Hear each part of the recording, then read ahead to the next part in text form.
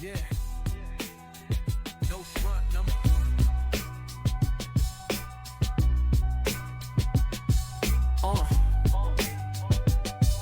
Yeah. Yeah. Unashamed, unafraid. I'm trying to walk the walk. Truth on the mic, no shame here, just real talk. Came from the outside, never fit in. Now we tell the story and the healing begins. No front, no mask, just telling the truth. Keep it real, keep it raw, speaking straight from the booth. If you feeling like an outsider, this one's for you.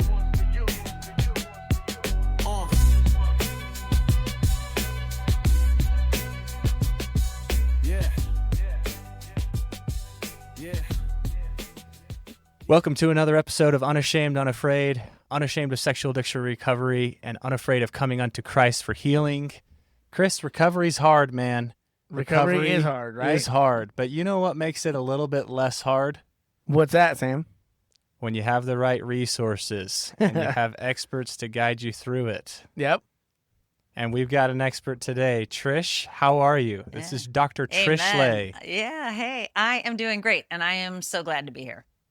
Awesome. So if there's a listener out there, I actually knew who you were before we had you on the podcast, but if there's someone out there who isn't familiar with your work, would you kind of just catch us up to speed on what you do and kind of your expertise? Yeah, absolutely. I am a cognitive neuroscientist. I have written a book. It's called Mind Over Explicit Matter. It's published through HarperCollins. I've been a cognitive neuroscientist long before I pivoted into porn, which we can talk about as we get rolling here. But I have a unique perspective in that I have helped tens of thousands of people, but I can see how those people's brains are performing. I use technology. It's called EEG, electroencephalogram. So I can see the brain functioning of a person who's struggling. Then I am very grateful to be able to use technology to help a person to regulate their brain and overcome their struggles and challenges, not just by getting a handle on behaviors, but by actually regulating their nervous system so they no longer have any need for pornography or sexual acting out. So that is my shtick. So when I pivoted into helping people with porn addiction, it is just a mission. And I can tell you more about that. I changed all of my work because I couldn't let it go. And now I spend all day, every day trying to help people become aware of the dangers and understand how they can begin, continue, and end recovery, which we also can talk about because recovery's hard. Yeah, well, why don't we start there? So begin, continue, and end. Why do you differentiate it that way? Well, recovery, the word, it means to recover one's true self. And, here you're talking about coming on to Christ. The way that I talk about it is it's very much the same, but I talk about getting back to your divinely inspired self. And when you do that, don't get me wrong, you have to build the foundation. And likely that's what you all are doing, is building the foundation of the lifestyle that protects your divinely inspired self so that then you can live out your days, continuing to create the life that you've always wanted and deserve in service and also enjoyment of the human condition.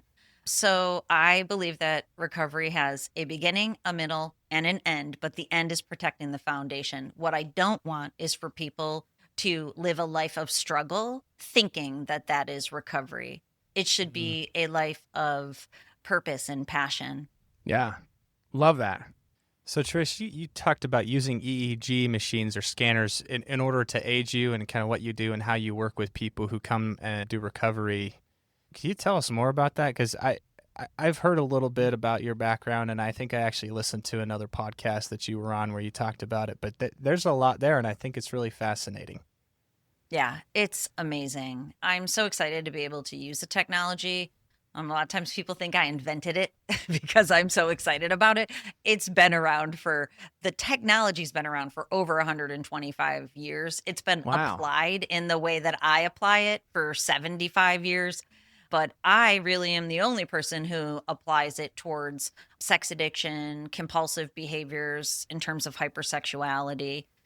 I had for a long time looked, and then I found, and I've collaborated for a decade with a company that allows me to provide that service using online portals, secure online portals. So I work with people all over the world.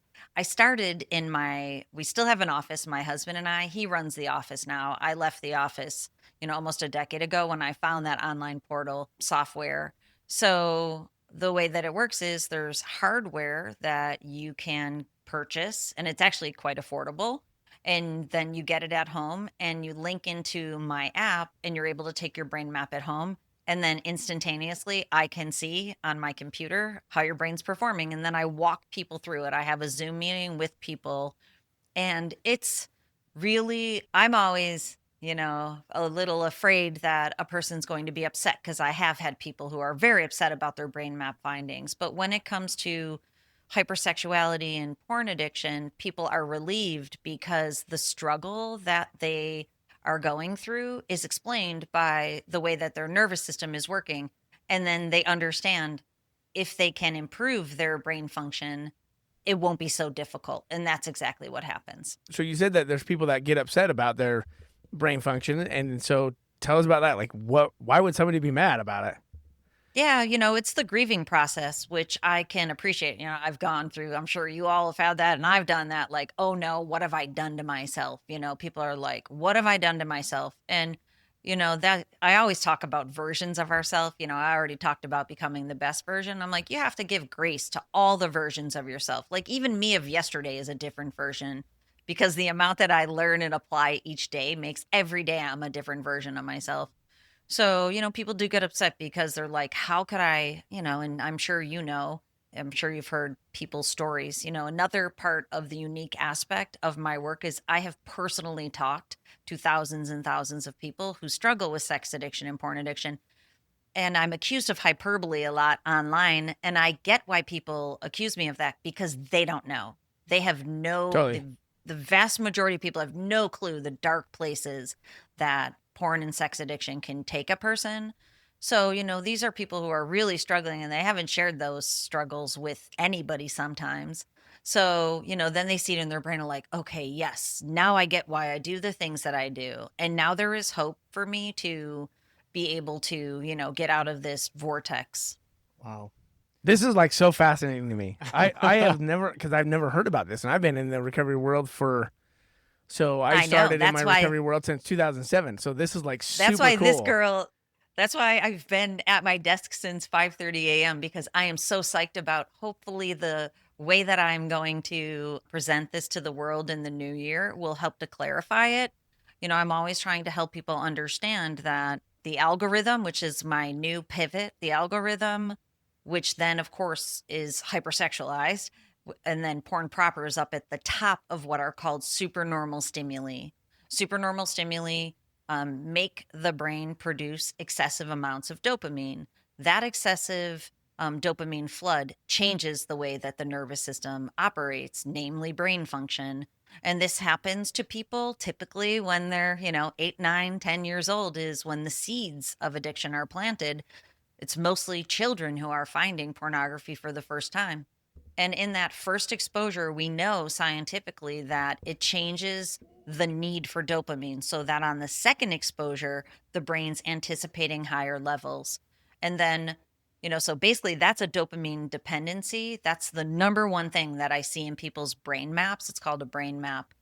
The second thing is the need for the reinforcement loops. And those are the, quote unquote habits that people engage. And I put them in quotes because they're compulsions, not habits. Right.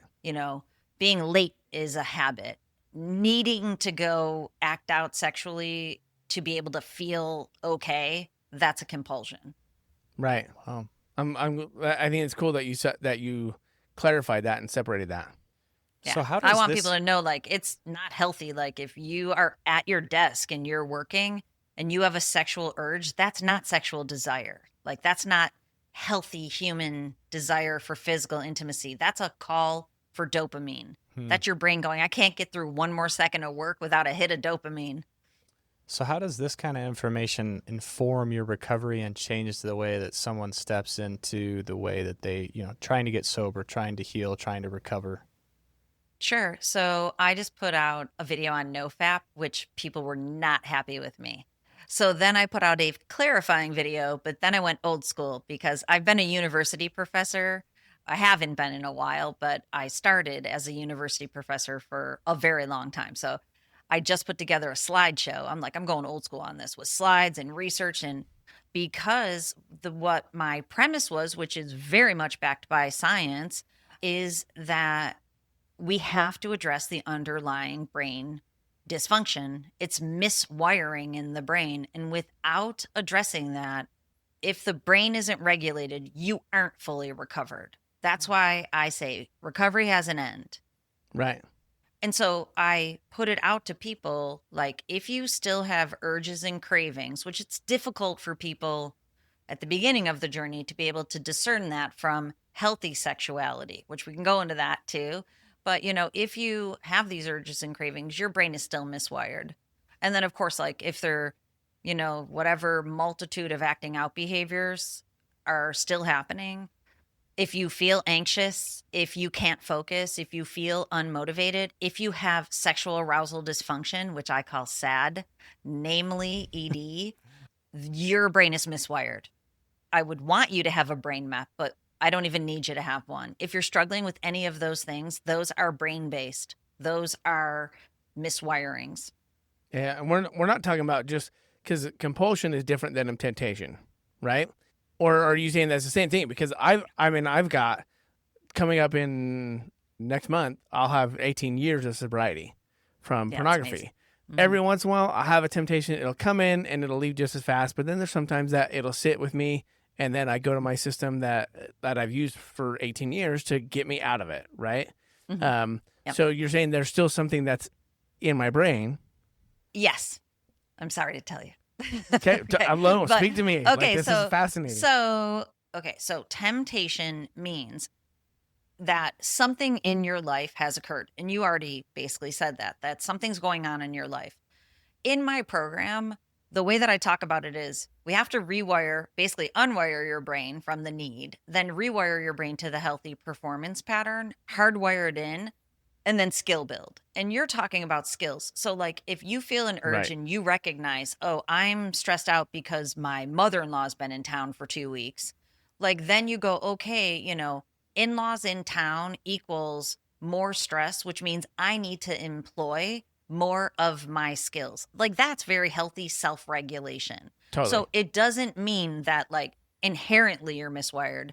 It means I call it episodic dysregulation. You're having an episode, and if you can apply your skills in that moment and not have a slip, not have a relapse, then, you're on the other side of recovery. Right. So, but like if you can't even go out because you can't stop lusting after people and you're triggered everywhere, if you are constantly triggered, you're miswired still. You have not gotten to the other side. But, life happens. So one really cool thing about my work is that after we do a brain map, then I use neuromodulation techniques. I can use technology to actually give the brain a workout so the brain gets stronger without the person having to use their mind or their body to do it. It's at the level of the brain. But the thing I was going to tell you that's so cool is it's all measurable. So I can see, like, if I saw your brain during the time where you had the temptation, I would see likely you had a stress spike and then you had a dopamine spike or an urge, a need for dopamine, because your brain has been taught that when stress comes in, dopamine is the way to soothe that stress. And the way you get dopamine is from sexuality. Yeah. It's the linking of the dopamine. So that link is still there. There's a transcription factor in the brain called delta phos-B. And what that transcription factor does is, the easiest way to think about it is it kind of like lays cement in the neural pathways that lead people towards compulsion or addiction. That's why, once in recovery, always in recovery type of thing. Right. Even Which though we don't believe that here. So yeah. Like, you don't want to let that foundation breakdown, Yeah, yeah. So how do you, I mean, you said that delta phos B is sort of a cementing factor in the brain. How do you reverse that How do process you in the break out that brain cement? so that Yeah. some of that deeper stuff and the neural wiring that we're discussing can get altered and changed? Or you said earlier, undoing the need, and then how did you say that? Yeah. The way I talk about it is unwire, rewire, hardwire, like from Okay. a neuro. So unwire is, basically, which is very difficult for people. So, I don't want to overstep that this is probably the most challenging part, to at least the first hurdle to get over, is to bring down the need for high levels of dopamine in the brain. And that's why, like, going back to the question, like, how do I fit into this, the larger scheme of what we're talking about here, is that if you try to overcome the need for dopamine with just your mind and your body, it's very difficult because you're usually using a very distorted mind. Right. And we can talk about that if you want.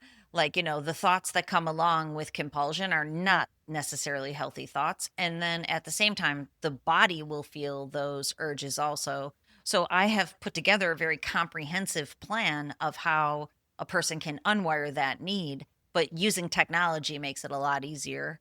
And just for, clarification for your sake and for your listeners, everything that's in my program is in my book, Mind Over Explicit Matter. So it's not the whole program, but it is the overarching steps. And that's why I'm so excited for that book to be in the world, because it's a beautiful first step for people to figure out, like, okay, this is the neurological impact, and these are the steps for the unwire. And it's organized in that way too. Right. Unwire, do these things, rewire, do these things, hardwire, do these things. So it's really And just like simplified. It's not like too complicated for anybody to just pick up and be like, "Hey, I can totally get this. I can understand it," even though there's probably some, maybe, and I don't want to say jargon because that doesn't sound right. Yeah. There's some words in there that they may not understand, or they can learn or understand a little bit more to understand what's going on in the brain. Yeah, it's very simplified. Like, I think a gift that I've developed over time, part of my divinely inspired self, is that I have learned to take very complex concepts and be able to communicate them to people in a more digestible manner that's easy to understand and apply. Like, I remember when I was back in school and a colleague was studying the word if. And I'm like, how does that apply to helping the world? I'm like, Right. these scientific studies should help the world. And honestly, in the last year, I've been doing studies with my EEG data on porn-induced erectile dysfunction, because I believe it's the number one thing, that crisis that society is quietly dealing with, and nobody's really talking about it, nor are they coming up with solution. I'm having more and more of my clients that come to me and say that that's one of the issues that they're struggling with. Yeah. And That's a very miswired brain. By the time you Yeah. get to ED, the level of dopamine desensitization basically is the reason that happens. The dopamine receptors in the brain go dull from such overstimulation. So now the way I talk about it is, pornography or sexual acting out in other ways is very overstimulating. So that's like a level 20 on a 1 to 10 scale of healthy arousal. And then you go to be with your human partner, and, on a good day, she's a 9, right? And I always joke with husbands, like, and if she knows about your porn problem, she's mad at you, she's a solid 4. Right. So we are talking about a 16 you're lucky. point gap. If you're lucky, we are talking about a 16-point gap to close there in terms of arousal. On a bad day, on a good day, we're talking about an 11-point gap. It's still just too far of a gap. And then, Right. but what happens is people, they'll go to fantasy in their mind to be able to quote unquote perform. And I like to remind people, healthy sexuality isn't a performance, it's an experience.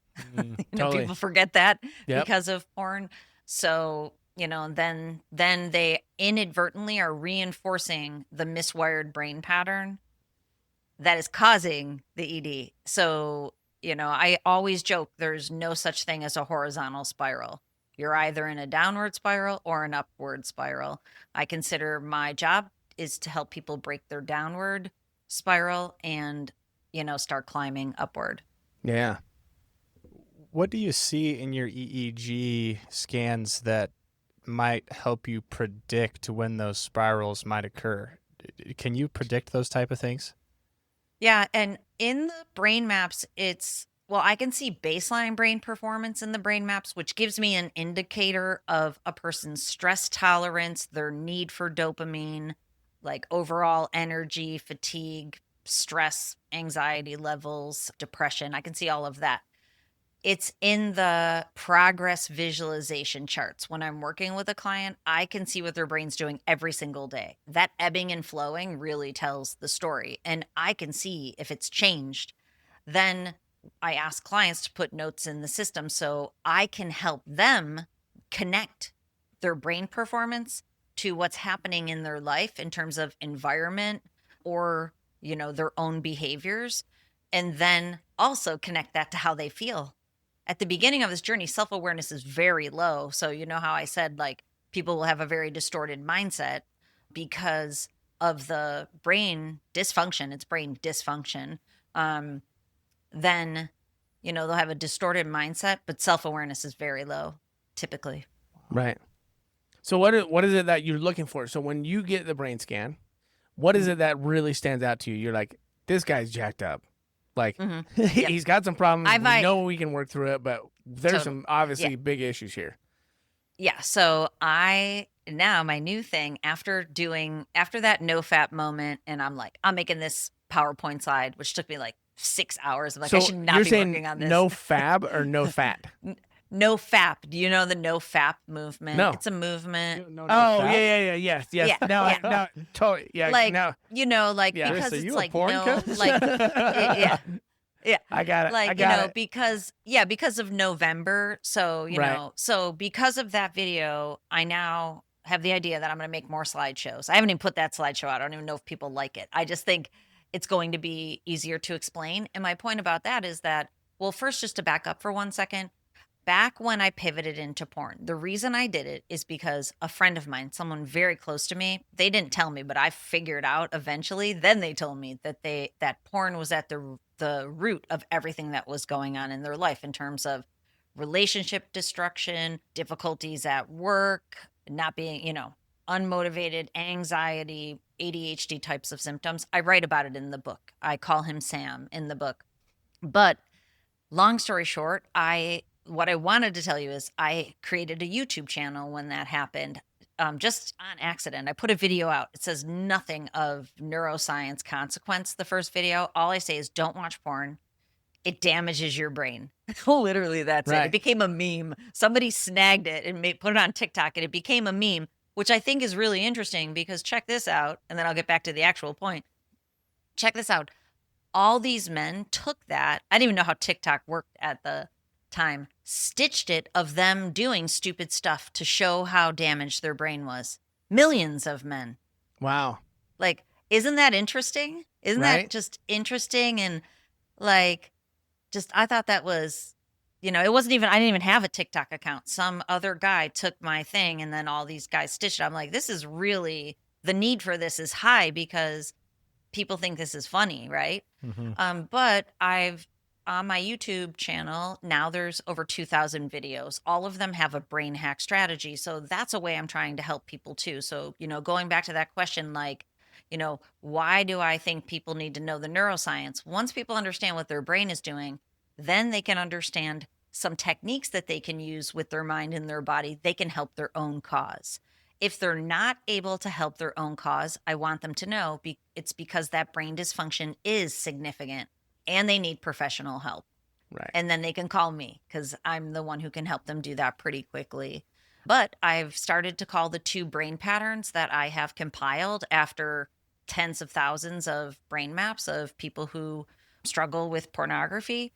I call them strained brain and drained brain to make it easy. Like going back to strained brain, talk about a jacked up brain, right? Strained brain is a brain that's going too fast and too slow simultaneously. So that's a person who's wired and tired and they're kind of swinging back and forth. And I talk about this in my book too. They're swinging back and forth between stress and anxiety, fatigue and overwhelm. They're dragging, yet they're wired. And that brain needs to be soothed and stimulated at the same time. Porn is very good at that. All that dopamine takes the edge off, but it stimulates the brain. So that's the first brain map that I can see. They pop off the page for me now.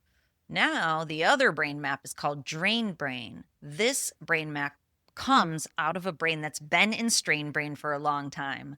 This is the person who's struggling with arousal dysfunction, sexual arousal dysfunction, ED, a person who feels unmotivated, a person who's starting to feel depressed, a person who doesn't like their work anymore. I always tell people, don't leave your job until we heal your brain, because you're probably going to love your job again. You just Right. don't know it because there's not enough dopamine there anymore. All the dopamine's linked to sexuality. Same thing with partners. People want to leave their wives because they're boring and annoying and stressors. I'm like, Totally. a lot of that's coming from you, my man. So don't Yep. leave her I- just I yet. have- Let's I have You know, been let's through get your that brain. myself for sure. Yeah. Because that's why I came home or I only came home because I had kids, because I didn't want to be around my wife. You know, Yeah. and so like I totally get that, and yeah, that totally makes sense. Yeah, so that's drain brain. So I usually see one, the other, or both. I mean, I always see one, the other, or both. It's the easiest yeah. way to say it. Yeah, which makes sense too, because now my wife and I, we have an amazing relationship, and we fight for each other. We do tons of stuff together. We connect. Like last night, we went for a drive for an hour. It was an hour drive up and then an hour drive back, and the whole time we're like asking each other these questions, like deep questions, and it's like having conversations, and it's beautiful, and we have an amazing relationship. Yeah, I firmly believe that it can be a blessing if you do the work. Like, because most Yeah. people, like I already told you, most people found porn when they were young, and they inadvertently bring the brain pattern that's associated with it into all their relationships. Like they never, Yep. Think about this. Think how wild this is. If you found porn, we'll just say 10 years old. You found porn at 10, brains develop until the age of 28, which means now your brain maladapted. It developed in the unhealthy pattern for 18 more years. So most people who have had porn in their life that long, they've never developed the healthy pattern, and they've never Right. experienced it. So that's why I tell people, like, you can experience your brain functioning in a way you've never felt, and that's going to change everything around you. And it does. Wow. So I am blown away. yeah, This is so cool. amazing. And by the way, nobody believes me until they work with me, because I if totally do. I 100% if I had $1 for every time like someone's like, just so you know, I'm a skeptic. I'm like, I totally get it. That's why I want people to know all my work's measurable. It's mind blowing. Like, it is the most fun. And even when a person's struggling, I can pinpoint that with them and for them, and help them figure it out. And then self-awareness goes up, and it becomes synergistic. That downward spiral becomes an upward spiral. And by the way, the idea of a spiral is a neurological parameter. They're called feedback loops. Like, that is Right. how everything in our life works. You're either accidentally in a negative feedback loop, or you're intentionally in a positive feedback loop. Dr. Trish, I'm curious. People, they'll use your EEG and you'll get the feedback, but once they get to that point where you kind of have a sense for how their brain is reacting within their environment and what that says about, how their neural pathways have formed, where do you actually go from there? How do you work with someone who's getting help from you to implement strategies to change that wiring actively? Yeah. So the strategy that I implement first and foremost is I set protocols that I've designed. So based on strain brain and drain brain, but it's always individualized. It's kind of like a fingerprint. Like if you saw a fingerprint, you're like, that's a fingerprint, but everybody's is different. So the brain maps are like that. So I set a protocol for each individual person after I explain it to them. And then I joke too. I'm like, if you're not following me, you don't have to know at all. All you have to know is I know, and I can, do this for you. I set the protocol in the technology, and then all the person has to do at the beginning is do sessions using the software. And I tell them, don't even try to change your behaviors for the first 30 days. Just build the habit of doing sessions at least one time a day. Take one day off a week, but at least one time a day. Most people with ED, and even most people who are still struggling with porn, they'll do 2 sessions a day. And I make a recommendation based off their brain map. This is the way it works. And I'll give you an analogy. Then I can tell you all the scientific stuff. The analogy is in the software, it's like bicep curls for the brain. If you want big biceps, like you don't have to like go get a therapist and talk to them 4 days a week about how you get bigger biceps. What you have to do is get a set of weights and start cranking bicep curls 2 times a day. And then when the 20-pound weights get light, you swap them out for the 25s. When the 25s are light, you keep going 30s. Then if you need to start hitting the triceps, you hit the triceps. That's what the software does. It strengthens the brain. It uses something called operant conditioning. So basically, it's the proper amount of feedback in audio and visual, helping the person's brain move forward, just like a bicep needs the feedback of the weight or can't get stronger. Then 30 days later, and again, I have the data, I see a person's brain change significantly in 30 days. Once their brain is changed, which is usually 30 days later, then they start working in my digital program. There's 134 lessons in there, 40 quick start lessons, and 94 deep lessons. The lessons are unwire, rewire, hardwire. They're broken up into 3 categories. But again, like, you know, if you have weak arms and I need you to pick up a super heavy couch, like, do I want you to keep trying to pick up that couch? No. I want you to go get stronger and then come back, and picking up the couch will be easy. So 30 days later, they start working the program and changing their mind and their behaviors. In the Unwire, I have people create a pivot plan. It's comprehensive, figuring out what their triggers are, figuring out the environmental aspects, making a plan for what they're going to do to get dopamine in the day and in the night. You know, it's very specific. There's more to the Unwire section. In the Rewire section, it's basically about creating a flexibly scheduled life, making sure you're getting enough real life dopamine. One thing I have people do is do what I call an executive function project. That project fires the prefrontal cortex back up. Many scientific studies, including the one that I've completed, show there's 2 other real strong studies using fMRI showing that the prefrontal cortex goes offline, that it decreases in structure and function. So we need to bring the prefrontal cortex back online for impulse control, judgment, focus, motivation, socialization, memory, all of that. I have them determine and do an executive function project, which uses their mind and body to bring the prefrontal cortex back online. And there's a lot more in there, and I can tell you more about it if you want. But in the hardwire, it's always about figuring out your stress, understanding your stress levels before you're experiencing them, and identifying what you're going to do before you are in the situation that you need it. Kind of like we already talked about. You feel you know your mother-in-law is coming. You create your plan to get some space. You create your plan to make sure you get healthy food, get enough sleep, do fun things to get real life dopamine. Dr. Trish, can you, man, that's all amazing. Thank you so much. Can you explain the actual science of what's happening in the brain through this process of using the machine?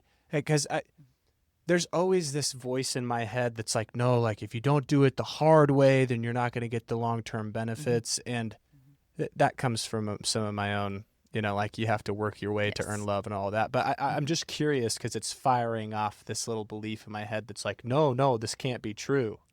Yeah, I'm a skeptic. That's what I'm hearing. Yeah, well, but there you go. Yeah, no. Trust me, I'm literally bred to be a cynic. So the fact that I'm here, like, you know what I mean? I said to my husband, because I know I'm stressed when I start like saying cynical things, because I am just an absolute optimist. And I almost texted my friends 2 cynical things yesterday. I'm like, this girl needs a day off right now because cynicism doesn't serve. Sure, I can absolutely tell you. First, one thing I did want to share is that in my book, the publishing company made me take scientific references out because there was too many. Let's put it that way. Wow. So and they're like, you don't have to, you know, cite that. You don't have to cite that. And And I'm like, I don't want one person coming back and saying, that's my opinion. You know what I mean? Like, Right. Right. so I am the messenger on this. I just Sure. want you to know that. And the book is filled with studies, but hopefully I mean, I know I've gotten a lot of feedback that it's easy to read and is practical. But, basically what happens is, yeah, I told you how the seeds of addiction are planted when someone's young and they find pornography or sexuality. That changes the way that the brain needs dopamine, and it gets linked to the supernormal stimulus. We'll just say porn just to make it easy. That changes the reward center and the reward pathways. They become overactive.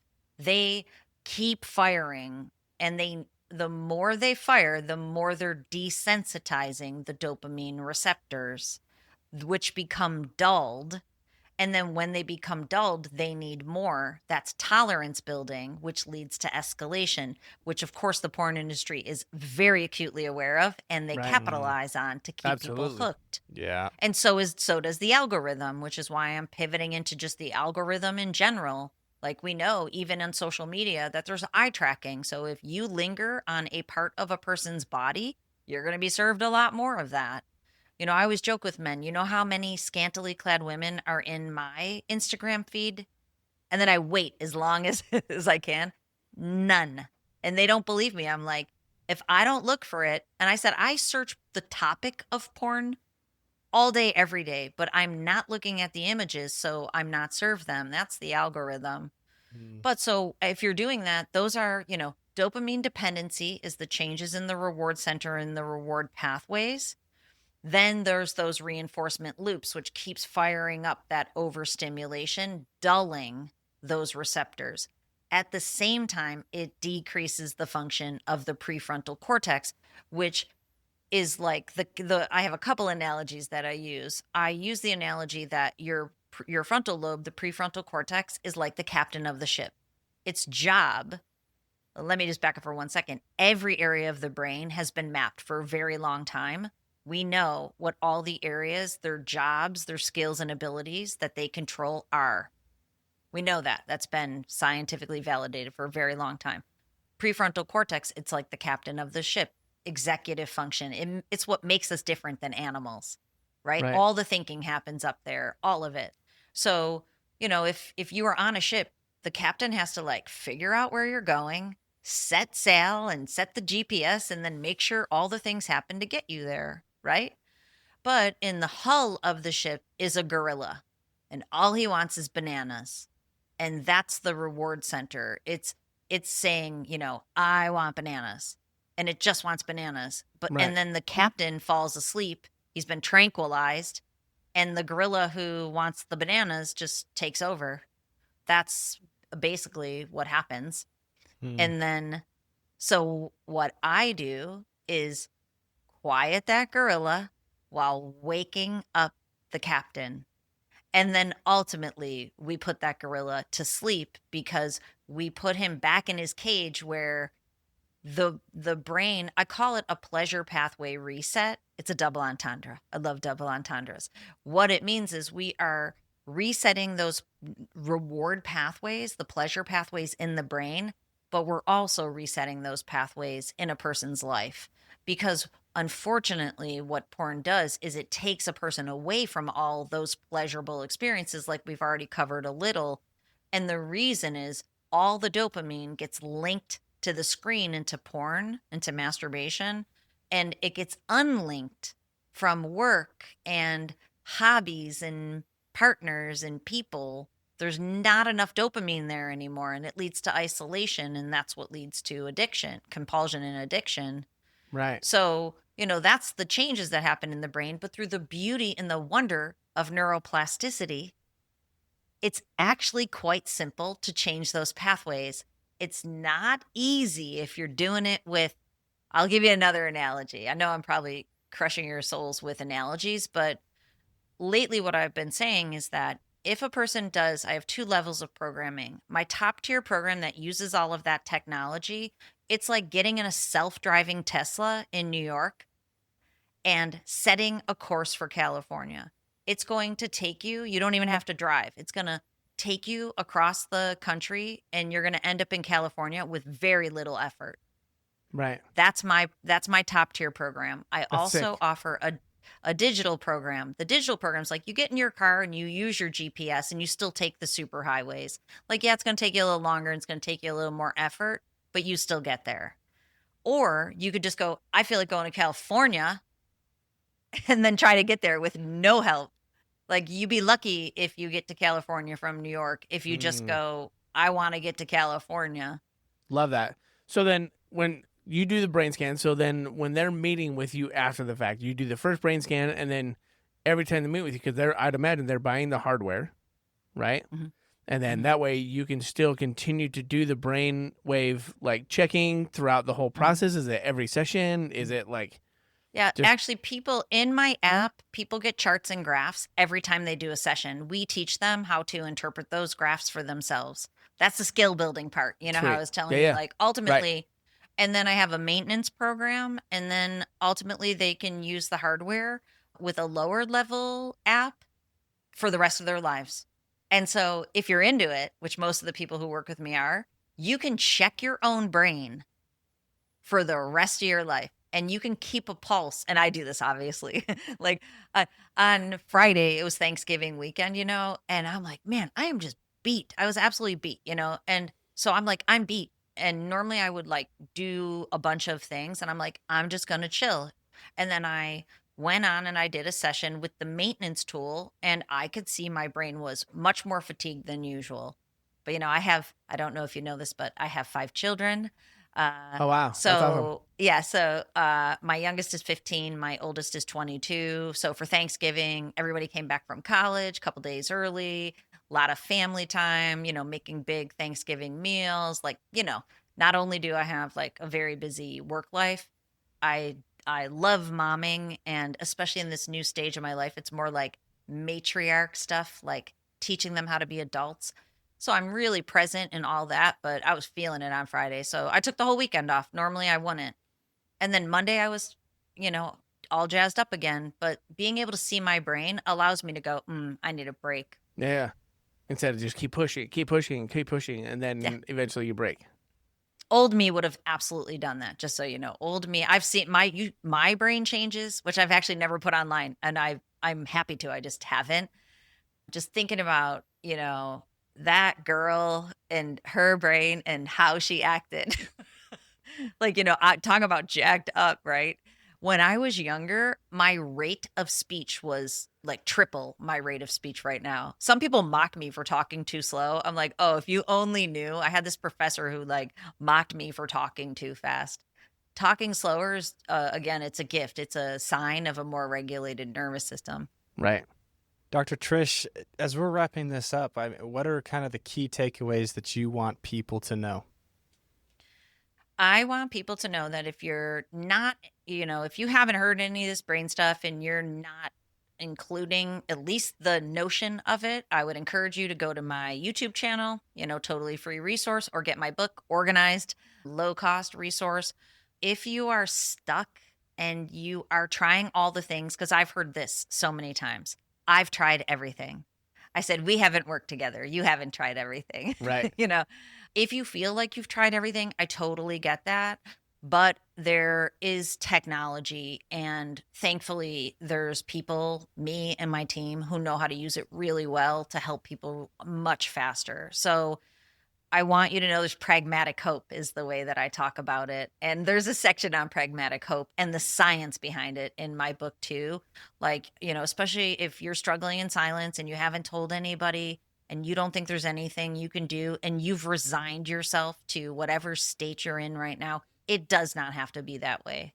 I'm Right. telling you right now, it does not, definitively. And if you don't believe me, I can show you it in your brain, and I can show you the changes over time. So I want people to know, like, this is entirely possible. You just need more help, like you said when we were opening. Heck yeah.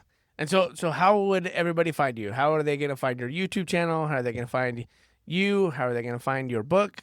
What about all that? Everything's at drtrishleigh.com. There's And that's a page for the book. Leigh. It is, yeah.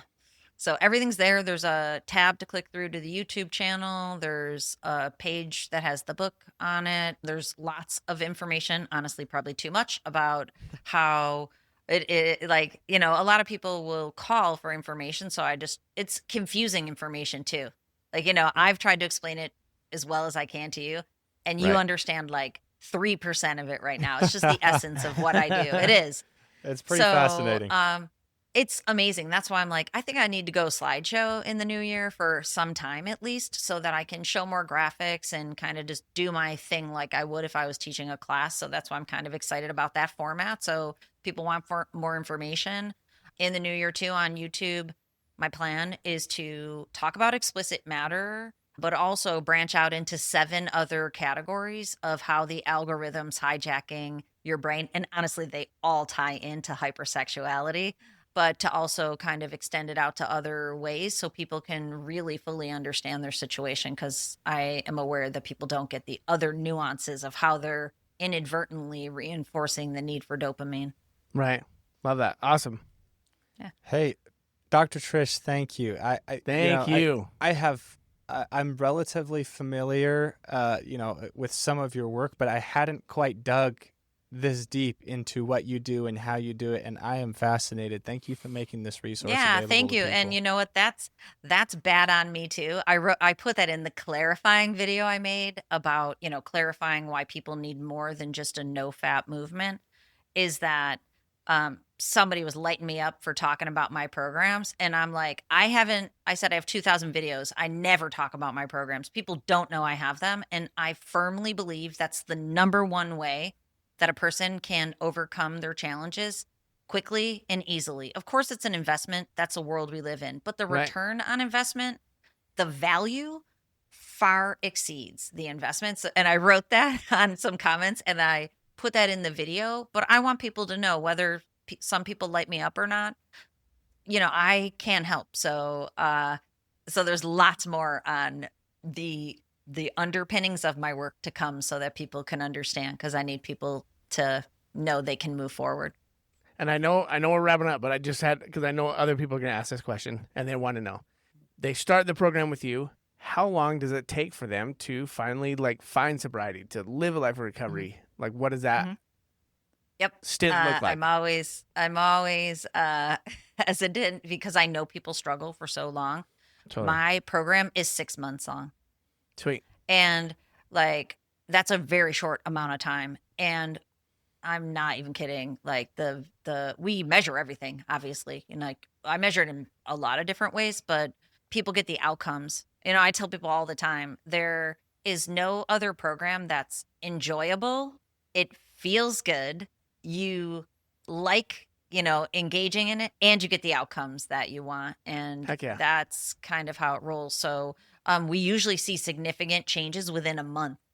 And then, the skill building part does get a little tricky. Usually it's in months 3, 4, 5. And some clients will say to me, do you think I just need more sessions? You think, we should change my protocol again? And I'm like, no.